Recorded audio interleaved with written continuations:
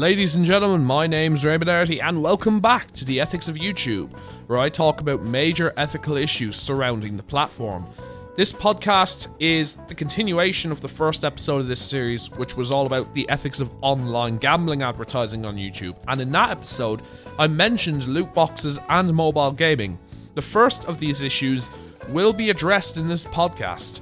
I've decided to talk about the dangers of advertising loot boxes and mobile games with gambling mechanics on YouTube, simply because of the fact that a lot of people who would see these videos are children who are more susceptible to cheap advertising tactics than adults.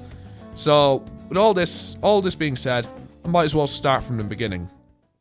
Loot boxes were first conceived by Matt Pryor, a game designer for Electronic Arts who has mainly worked on the FIFA franchise, which he has been the creative director of since 2016. Back in 2008, EA Sports were developing a game for the UEFA Champions League 2009-2010 season when the publisher lost the rights to the UEFA license, meaning they couldn't use the Champions League in any of their games. At the same time, FIFA 09 was also in development, and Matt Pryor decided to recycle something that was in the Xbox 360 version of the Champions League 2006-07 game called Ultimate Team, which allowed players to make their own football teams using cards that represented players which could be obtained from packs. The difference with the FIFA 09 version would be that players would be able to spend real money on packs to get cards. Matt Pryor took this idea to Andrew Wilson, who was an executive producer on the game, and he liked it so much that Ultimate Team was included as a downloadable expansion to FIFA 09 that would later become not only a regular part of all of EA Sports' major franchises like Madden NFL and EA Sports UFC, but ultimately what the whole FIFA series is built around these days. As stated earlier, Matt Pryor became creative director of the FIFA franchise in 2016, while Andrew Wilson became the head of EA Sports in 2011 before being promoted to CEO of Electronic Arts in 2013, and also being given a job as a director at Intel in 2017. When the idea of people spending real money on Ultimate Team packs first came about in those boardrooms back in 2008, I highly doubt that anyone at EA could have seen how badly it would affect people with gambling problems or kids who somehow found their mother or father's credit card. Nowadays, EA has become one of the most hated companies in gaming, and in general. They managed to win the award for Worst Company in America twice in a row, in 2012 and 2013, from Consumerist Magazine, beating out the likes of Bank of America, Wal-Mart, and Big Tobacco, which is pretty serious.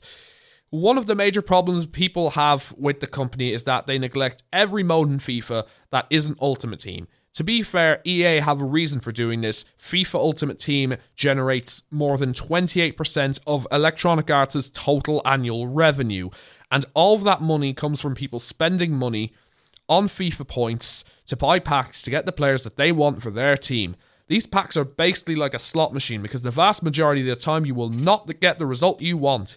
So you will keep trying over and over and over again until either A, you get what you want, which is very unlikely, or B, you lose all your money, which is way more likely. There have been plenty of instances of kids using their mother or father's credit card to try and get the best players possible in their team, and they end up spending everything on their card and in their parents' bank accounts. These horror stories are more common than you might first think, and it's not just kids who gamble away their money on FIFA Ultimate Team.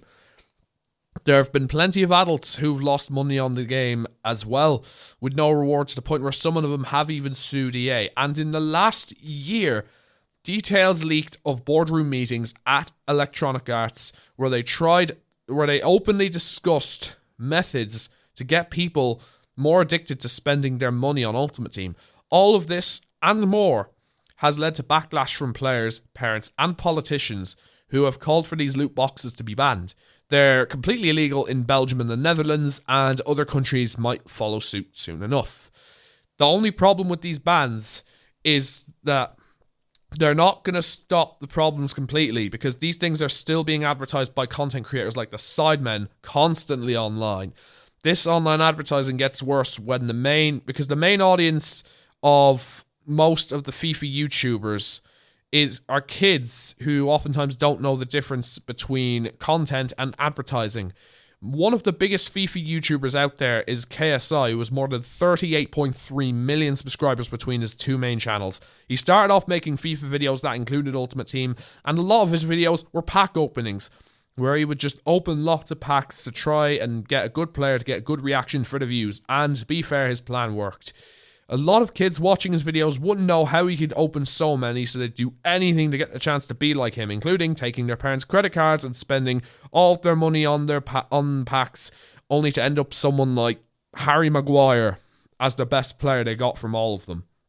YouTube has a massive problem with this sort of thing across all kinds of games with loot boxes, but I've used FIFA as my main example in this episode because it was the first and because it's one of the biggest to this day.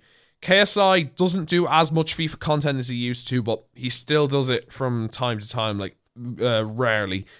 Another example is Rotashaw, who still mostly makes pack opening videos and is also a member of the Sidemen. His content's more kid-friendly than KSI's videos, not by much, but still more child-friendly. So more children would actually see his videos, and they'd think spending lots of money on loot boxes is the way to be good at the game. And instead of YouTube trying to stop kids from watching these YouTube videos by age-restricting them, they openly embrace these kinds of channels by putting ones like the Sidemen on the trending tab every time they upload. The ultimate result of all this? Well, 1 in 10 young gamers fall into debt due to loot boxes, and 31% of them aren't able to track their spending. I put the blame partially on EA and other companies who put loot boxes into their games, and I also partially blame the parents for not knowing and not researching and not seeing what's actually going on. But I also have to put a lot of the blame on YouTube for allowing loot boxes to be promoted for years to children.